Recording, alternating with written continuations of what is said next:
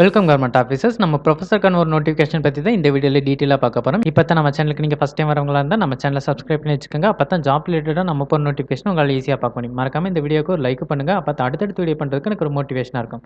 PSI college of arts and சயின்ஸ்லேருந்து notification release பண்ணியிருக்காங்க. இந்த காலேஜ் தருமபுரி டிஸ்ட்ரிக்ட்டில் சலைக்கோட்டையில் லொக்கேட் ஆயிருக்கு. Tamil, English, maths, physics, chemistry, botany, zoology, computer science, history, geography, commerce and physical டைரக்டருக்கான assistant professors recruit பண்ணுறாங்க.